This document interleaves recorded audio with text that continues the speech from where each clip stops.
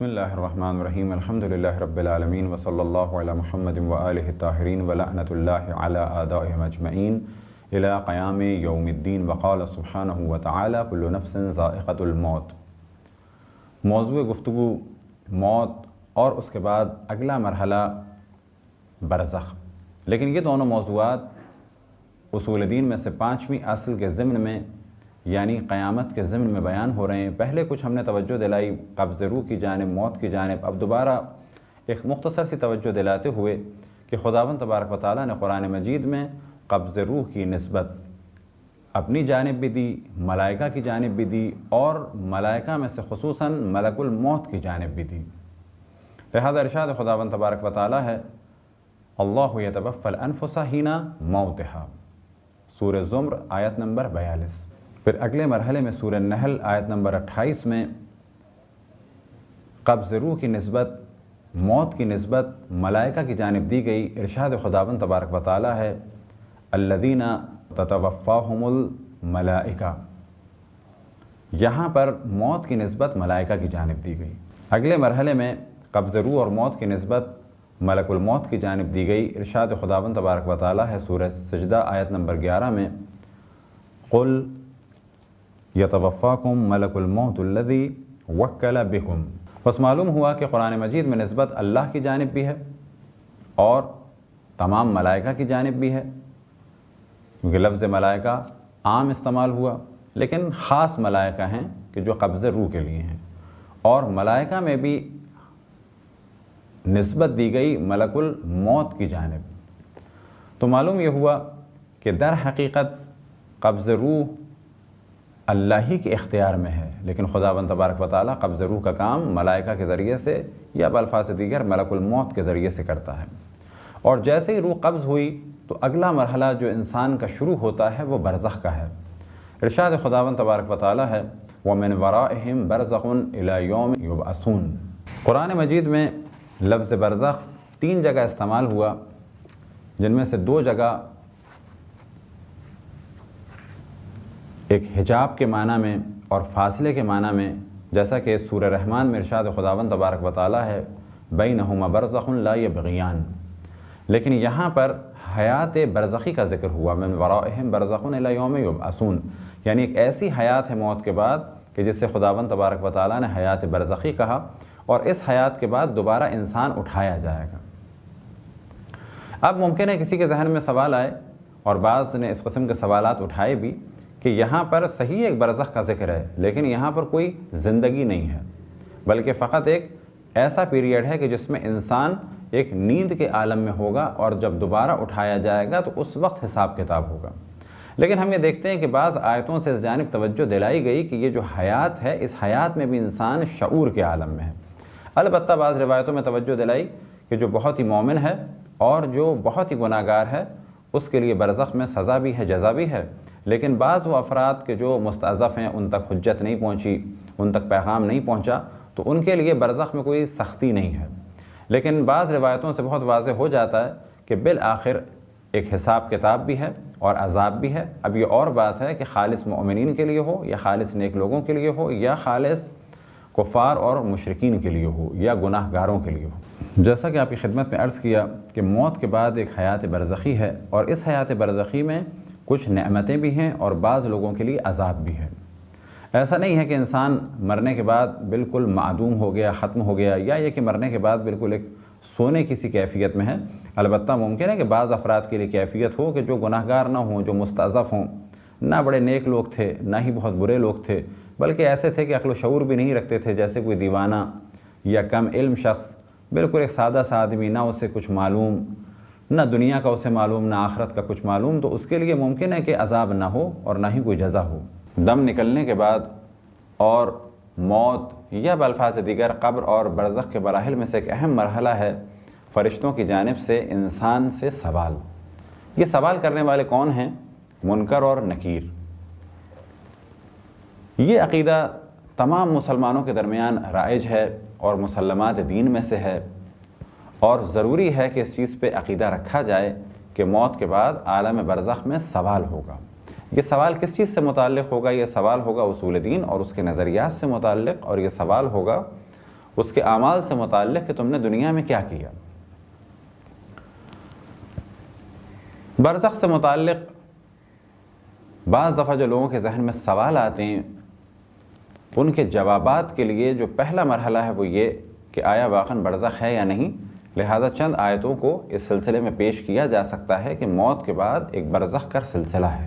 جیسا کہ خداوند تبارک و تعالیٰ کا ارشاد ہے سورہ آل عمران میں آیت نمبر 169 اور 170، وَلَا تَحْسَبَنَّ الَّذِينَ قُتِلُوا فِي سَبِيلِ اللَّهِ أَمْوَاتًا بَلْ أَحْيَاءٌ عِندَ رَبِّهِمْ يُرْزَقُونَ فَرِحِينَ بِمَا آتَاهُمُ اللَّهُ مِنْ فَضْلِهِ وَيَسْتَبْشِرُونَ بِالَّذِينَ لَمْ يَلْحَقُوا بِهِمْ مِنْ خَلْفِهِمْ أَلَّا خَوْفٌ عَلَيْهِمْ وَلَا هُمْ يَحْزَنُونَ۔ اس آیت میں خداوند تبارک و تعالیٰ نے پہلے مرحلے میں توجہ دلائی، وَلَا تَحْسَبَنَّ الَّذِينَ قُتِلُوا فِي سَبِيلِ اللَّهِ أَمْوَاتًا بَلْ أَحْيَاءٌ عِندَ رَبِّهِمْ يُرْزَقُونَ، کہ خبردار جو اللہ سبحانہ و تعالیٰ کی راہ میں قتل کیے گئے انہیں کبھی بھی مردہ تصور نہ کرنا، بل احیاء عند ربہم یرزقون، بلکہ وہ اپنے پروردگار کے پاس رزق پا رہے ہیں۔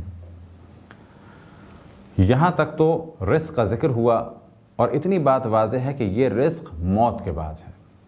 اب ممکن ہے کوئی کہے کہ یہ رزق جنت کا ہے، لیکن اگلی آیت سے واضح ہو جائے گا کہ یہاں یہ رزق جو مل رہا ہے جنت میں تو بلا شک ہوگا، لیکن یہ رزق اس وقت انہیں برزخ میں مل رہا ہے۔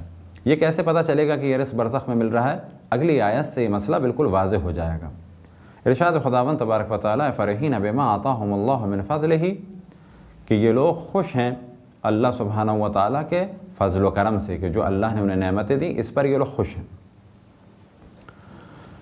وَيَسْتَبْشِرُونَ بِالَّذِينَ لَمْ يَلْحِقُوا بِهِمْ مِنْ خلفہم، اور جو لوگ ان سے ابھی تک نہیں ملے، یعنی وہ لوگ جنہیں یہ دنیا میں چھوڑ کے گئے، اپنے عزیز، اپنے رشتہ دار، اپنے دوست احباب کو جنہیں چھوڑ کے گئے، ان کے بارے میں انہیں بشارت دی جاتی ہے کہ وہ بھی ان سے ملیں گے، انہیں نعمتیں ملیں گی جو ان میں سے نیک ہوں گے۔ اللہ خوف علیہم ولا ہم یحزنون، اور یہ ان کے بارے میں نہ محزون ہیں اور نہ ہی ان کے بارے میں انہیں خوف ہے۔ تو یہاں یہ بات واضح ہو گئی کہ ان کو رزق مل رہا ہے اور ساتھ ہی انہیں بشارت دی جا رہی ہے ان لوگوں کے بارے میں جو ان سے اب تک نہیں ملے۔ وہ لوگ کہاں پر ہیں؟ وہ لوگ دنیا میں ہیں۔ بس معلوم ہوا کچھ لوگ دنیا میں ہیں، کچھ دنیا سے جا چکے ہیں، انہیں رزق مل رہا ہے۔ کس عالم میں رزق مل رہا ہے؟ ابھی قیامت کا سلسلہ نہیں ہے، بلکہ ابھی کچھ لوگ دنیا میں ہیں، اور ان لوگوں کو اگلی دنیا میں، یعنی اس دنیا سے جانے کے بعد جو دوسرا عالم ہے یعنی برزخ میں رزق مل رہا ہے۔ بس اس دو آیتوں سے واضح ہوا کہ ایک زندگی برزخی بھی ہے۔ حیات برزخی کے لیے جو اگلی آیت پیش کی جا سکتی ہے، جیسے کہ پہلے ہم نے ذکر کیا شہداء کے بارے میں، اگلی آیت میں شہداء کا ذکر نہیں بلکہ گناہگاروں کا ذکر ہے۔ سورہ غافر کی آیت نمبر 45 اور 46، یعنی آیت نمبر 45 اور 46، خداوند تبارک و تعالیٰ کا ارشاد ہے وَحَاقَ بِآلِ فِرْعَوْنَ سُوءُ الْعَذَابِ النَّارُ يُعْرَضُونَ عَلَيْهَا غُدُوًّا وَعَشِيًّا وَيَوْمَ تَقُومُ السَّاعَةُ ادخلوا آل فرعون اشد العذاب۔ اس آیت میں خداوند تبارک و تعالیٰ نے آل فرعون کا ذکر کیا۔ تو پہلے مرحلے میں تو خداوند تبارک و تعالیٰ کا ارشاد ہے وَحَاقَ بِآلِ فِرْعَوْنَ سُوءُ الْعَذَابِ، کہ آل فرعون کو برے عذاب نے احاطہ کر لیا، برے عذاب نے انہیں گھیر لیا۔ یہ برا عذاب کیا ہے؟ النار، یہ آگ ہے، لیکن کس صورت میں ہے؟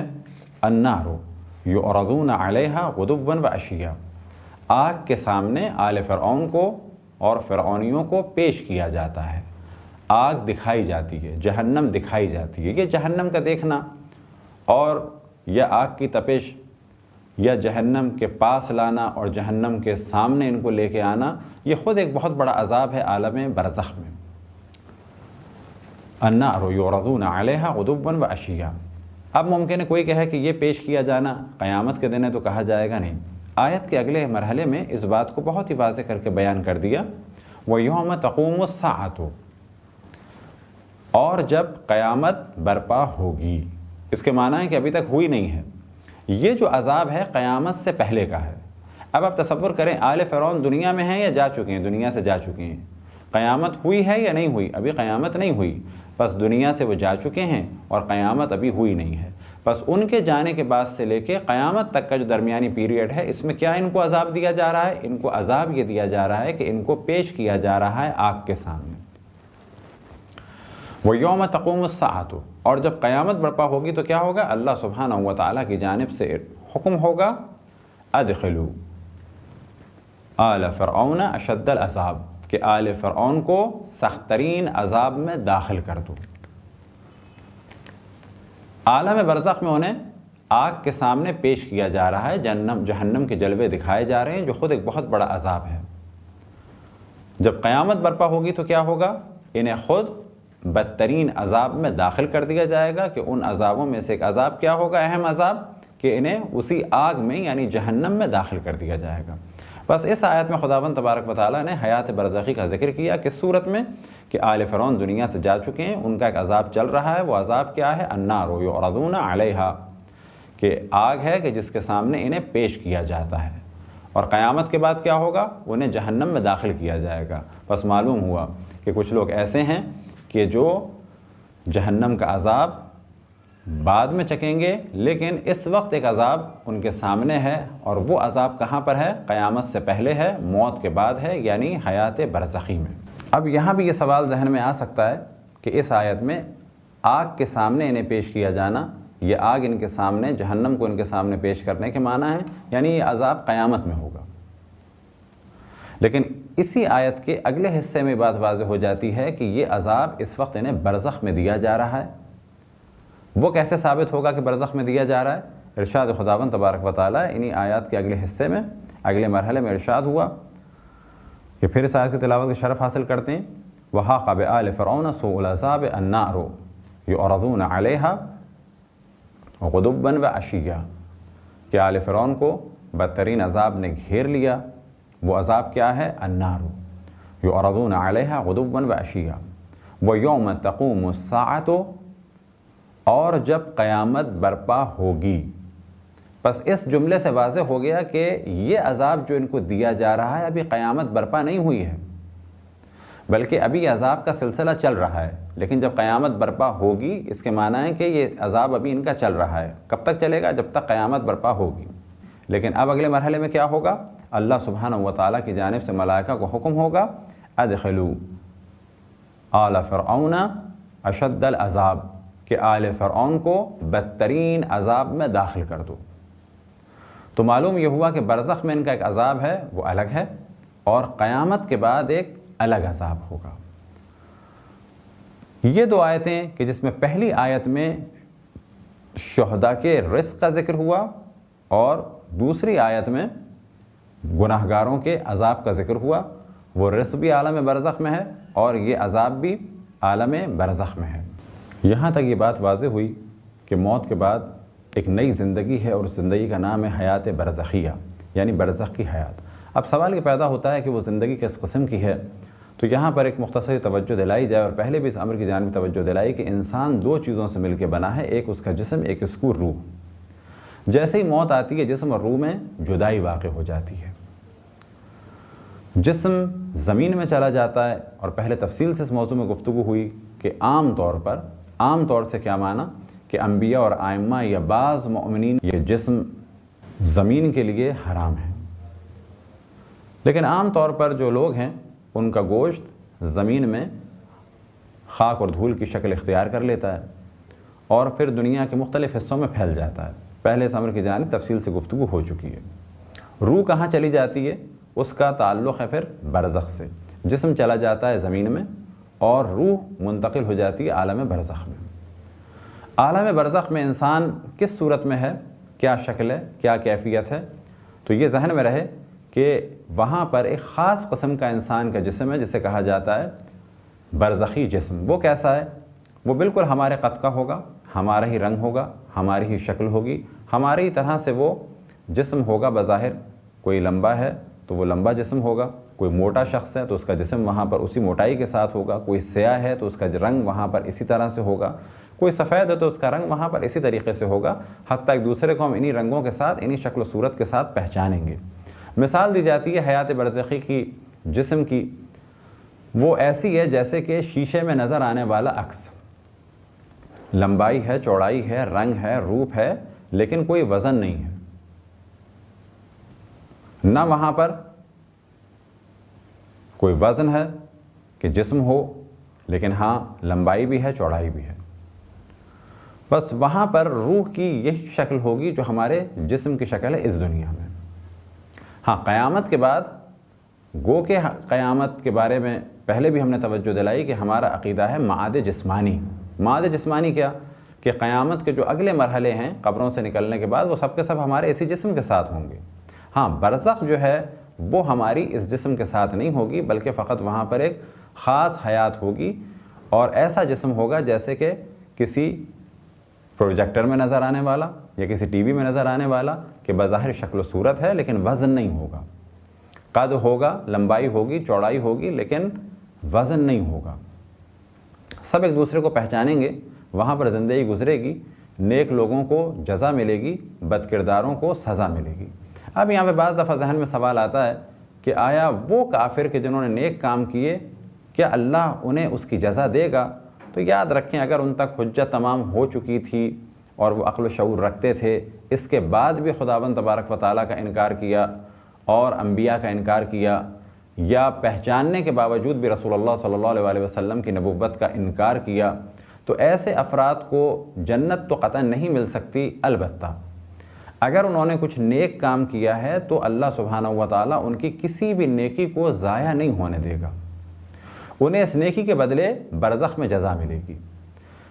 اب اگر سوال کیا جائے کہ کافر کو اس کے نیک اعمال کی جزا ملے گی، تو کہا جائے گا کافر کو اس کے نیک اعمال کی جزا یا دنیا میں ملے گی، عزت کی صورت میں، شہرت کی صورت میں، آل کی صورت میں، اولاد کی صورت میں، مال کی صورت میں، صحت کی صورت میں، یا ملے گی اس کو برزخ میں۔ لیکن اللہ سبحانہ و تعالیٰ اس کو جزا دے گا ضرور، برزخ میں دے گا اس کو جزا، اور اس کے تمام اچھے کاموں کی جزا دینے کے بعد ہاں جب قیامت برپا ہوگی تو اس کو جنت میں داخل نہیں ہونے دیا جائے گا، کیونکہ اس نے اللہ سبحانہ و تعالیٰ کی اطاعت نہیں کی۔ البتہ ایسا کافر کہ جس پر حجت تمام ہو چکی ہو، جو عقل و شعور رکھتا ہو۔ تو یہ ہے حیات برزخی۔ آیا برزخ میں رہنے والوں کا دنیا سے کوئی تعلق ہے؟ تو بعض روایتوں میں اس جانب توجہ دلائی کہ روحیں بعض ایسی بھی ہیں جنہیں اجازت ملتی ہے کہ وہ اپنے گھر والوں کو آ کے دیکھیں۔ لہذا بعض روایتوں میں نقل ہوا کہ پرندے کی صورت میں، پرندے سے مراد ایک مادی چڑیا، یعنی ایک ایسی چڑیا جو جس کے گوشت ہو اور پر ہو، اس قسم کی صورت میں نہیں، بلکہ پرندے سے مراد کہ ایک لطیف قسم کا پرندہ، یعنی روح خود پرواز کرنے والی ہے۔ ممکن ہے یہاں پر مراد ہو کہ وہ پرواز کرنے والی چیز ہے، ہوا میں اڑنے والی چیز ہے، اس کے لیے کوئی جگہ خاص معین نہیں ہے، بس روح اپنے گھر والوں کے سامنے آئے اور آنے کے بعد ان کو دیکھتی ہے۔ اب اگر مومن ہے وہ تو انہیں صرف اپنے گھر والوں کی اچھائیاں نظر آتی ہیں، کوئی برائی نظر نہیں آتی، تاکہ اس کا دل نہ دکھے۔ اسی طرح سے اگر وہ گناہگار ہے تو اسے برائیاں بھی نظر آتی ہیں اور ساتھ میں گھر والوں کی اچھائیاں نظر آتی ہیں، لیکن اچھائیاں نظر آنے کے بعد اور نیک اعمال جب وہ اپنے گھر والوں کو کرتا ہوا دیکھتا ہے تو وہ اس سے خوش نہیں ہوتا، بلکہ اسے ایک افسوس ہوتا ہے کہ کاش میں بھی ایسے نیک کام کر سکتا اور میں نے بھی ایسے نیک کام کیے ہوتے۔ یہ برزخ کا سلسلہ کب تک چلے گا؟ یہ برزخ کا سلسلہ چلے گا جب سور پھونکا جائے گا۔ آیا اس وقت برزخ کا زمانہ چل رہا ہے؟ کہا جائے گا حضرت آدم علیہ السلام سے لے کر اب تک جتنے افراد دنیا سے رخصت ہوئے سب کے سب برزخی زندگی گزار رہے ہیں۔ اب یہ سلسلہ کب تک چلے گا؟ اس وقت تک چلے گا کہ جب پہلا سور پھونکا جائے گا۔ پہلا سور کس لیے پھونکا جائے گا؟ پہلا سور پھونکا جائے گا تاکہ جتنے بھی ہیں وہ سب کے سب ختم ہو جائیں۔ بس پہلا سور ہوگا موت کا سور۔ جیسے سور پھونکا جائے گا جتنے مر چکے تھے وہ تو مر چکے ہیں، لیکن جتنے زندہ ہیں وہ بھی مر جائیں گے۔ دوسرا سور کس لیے ہوگا؟ دوسرا سور ہوگا کہ جیسے سور پھونکا جائے گا تو حضرت آدم سے لے کے اس وقت تک کے جتنے افراد پہلے مر چکے تھے یا اس دن مرے، تو جیسے ہی دوسرا سور پھونکا جائے گا تو اس وقت وہ دوبارہ زندہ ہوں گے اور ان کی روحوں کو اور جسموں کو ملا دیا جائے گا، اور بالکل ایسے ہی زندگی جو ہماری اس وقت ہے، اگلی زندگی کا جو ہمارے آغاز ہوگا محشر کی زندگی کا، وہ اسی جسم اور اسی روح کے ساتھ ہوگا۔ سور کے لیے اللہ سبحانہ و تعالیٰ نے ارشاد فرمایا وَنُفِخَ فِي الصُّورِ فَصَعِقَ مَن فِي السَّمَاوَاتِ وَمَن فِي الْأَرْضِ، سورہ زمر آیت نمبر 68، کہ جب سور پھونکا جائے گا تو جتنے بھی زمین و آسمان میں ہیں سب کے سب مر جائیں گے، ان کا دم نکل جائے گا۔ اور اگلے سور کے بارے میں ارشاد خداوند تبارک و تعالیٰ ہے ونفخ فی الصور فاذا هم من الاجداث الی ربهم ینسلون، اور جب سور پھونکا جائے گا تو وہ اپنی قبروں سے اٹھیں گے اور اپنے اللہ سبحانہ و تعالیٰ کی جانب پلٹ جائیں گے۔ اسی طرح سے ارشاد ہوا وَنُفِخَ فِي الصُّورِ فَجَمَعْنَاهُمْ جَمْعًا، اور جب سور پھونکا جائے گا تو ہم ان تمام انسانوں کو دوبارہ جمع کر دیں گے۔ سورہ کہف آیت نمبر 99۔ پھر ارشاد خداوند تبارک و تعالیٰ ہوا وَإِذَا نُفِخَ فِي الصُّورِ فَلَا أَنْسَابَ بَيْنَهُمْ يَوْمَئِذٍ، اور جب سور پھونکا جائے گا تو یہ آپس کی رشتہ داریاں ختم ہو جائیں گی، یعنی جیسے ہی سور پھونکا جائے گا تو محشر شروع ہو جائے گا، ہم سب کے سب اپنی انہی جسموں اور روحوں کے ساتھ دوبارہ ایک اسی دنیا میں محشر میں کھڑے ہوں گے۔ اب جب ہم محشر میں کھڑے ہوں گے تو اس وقت ایک سخت وقت ہوگا، اور وہ ایسا سخت وقت ہوگا جب ایک دوسرے کو نہیں پہچانیں گے، ماں بیٹے کو نہیں پہچانے گی، بیوی شوہر کو نہیں، شوہر بیوی کو نہیں، اور بچے ماں باپ کو نہیں۔ ہر آدمی کو فکر ہوگی اپنے حساب اور کتاب کی، ہر شخص اپنی قبر سے نکلے گا اور ایک نئی زندگی کا آغاز ہوگا، یہی جسم ہوگا، یہی روح ہوگی، اور ہر آدمی کے سامنے اس کے اپنے اعمال نامے ہوں گے، کہ اگلے مرحلے میں انشاءاللہ مختصر سی گفتگو کی جائے گی نامہ اعمال کے بارے میں۔